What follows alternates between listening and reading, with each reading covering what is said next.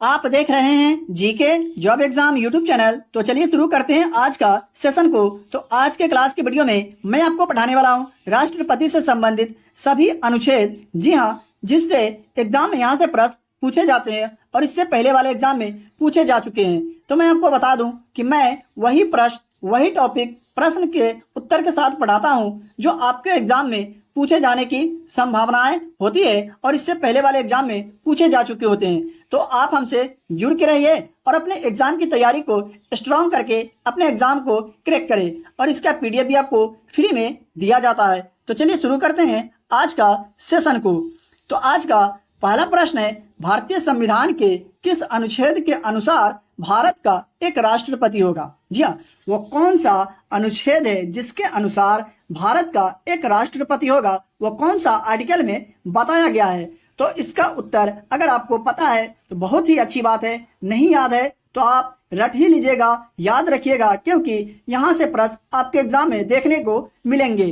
तो इसका सही आंसर हो जाएगा अनुच्छेद 63 के अनुसार भारत का एक राष्ट्रपति होगा। अनुच्छेद 63 में यह बताया गया है कि भारत का एक राष्ट्रपति होगा। तो मैं आशा करता हूं कि आप समझ गए हैं। तो चलिए देखते हैं दूसरे प्रश्न को। 2 नंबर में, संविधान के किस अनुच्छेद के अनुसार भारत का राष्ट्रपति राज्य का प्रमुख होता है? वह कौन सा आर्टिकल है जिसके अनुसार भारत का राष्ट्रपति राज्य का प्रमुख होता है?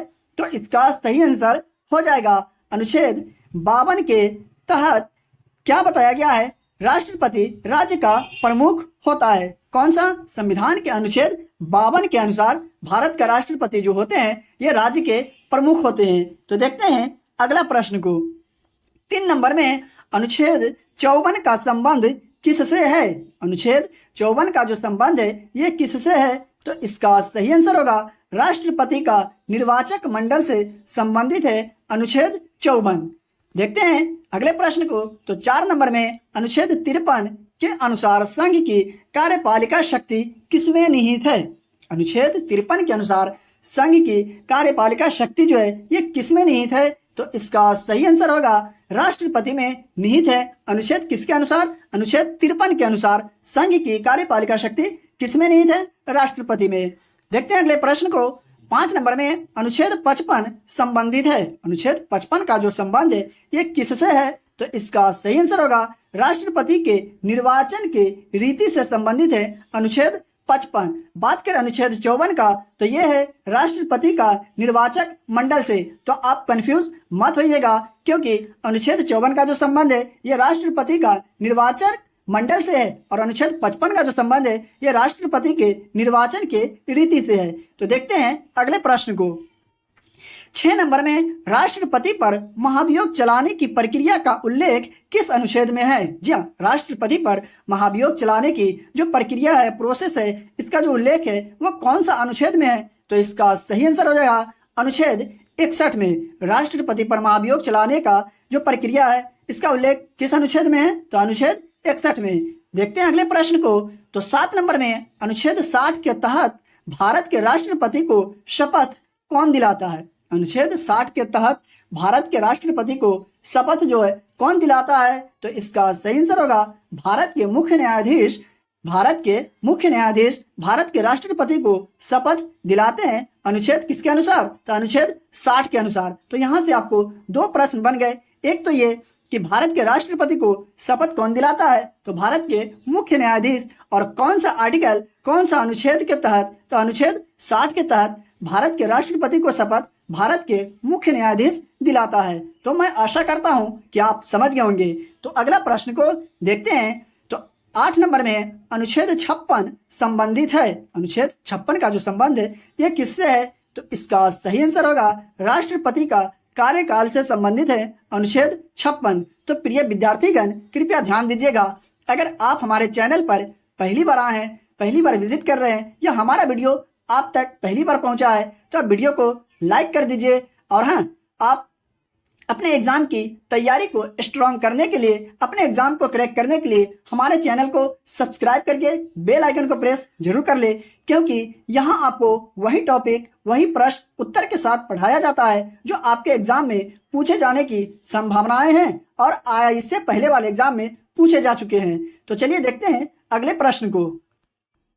9 नंबर में राष्ट्रपति द्वारा शपथ या प्रतिज्ञान के बारे में किस अनुच्छेद में बताया गया है? राष्ट्रपति द्वारा शपथ या प्रतिज्ञान के बारे में किस अनुच्छेद में बताया गया है, वह कौन सा अनुच्छेद में उल्लेख किया गया है? तो इसका सही आंसर हो जाएगा अनुच्छेद 60 में बताया गया है राष्ट्रपति द्वारा शपथ या प्रतिज्ञान के बारे में। तो देखते हैं अगले प्रश्न को। 10 नंबर में राष्ट्रपति पद के लिए पुनर्निर्वाचन की पात्रता किस अनुच्छेद में है? राष्ट्रपति पोस्ट के लिए, राष्ट्रपति पद के लिए पुनर्निर्वाचन की पात्रता जो है ये कौन सा अनुच्छेद में है? तो इसका सही आंसर होगा अनुच्छेद 57 में। तो 11 नंबर में अनुच्छेद 58 संबंधित है। अनुच्छेद 58 जो है ये किससे संबंधित है? इसका संबंध किससे है? तो इसका सही आंसर होगा राष्ट्रपति के रूप में चुनाव के योग्यता से संबंधित है। कौन सा आर्टिकल? आर्टिकल 58। बात करें 12 नंबर प्रश्न की, तो अनुच्छेद 59 का संबंध किससे है? जी हाँ, अनुच्छेद 59 का जो संबंध है ये किससे है? तो इसका सही आंसर होगा राष्ट्रपति की शर्तों से संबंधित है। कौन सा अनुच्छेद? अनुच्छेद 59।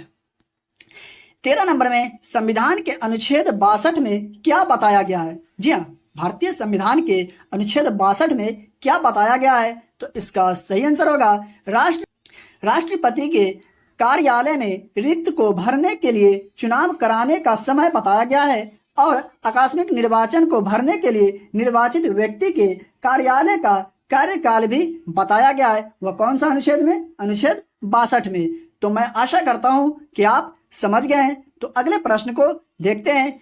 14 नंबर में किस अनुच्छेद के अनुसार राष्ट्रपति को क्षमादान करने की शक्ति प्राप्त है? वह कौन सा अनुच्छेद है जिसके अनुसार राष्ट्रपति किसी को क्षमादान यानी माफ कर सकते हैं अगर उनको सजा होती है?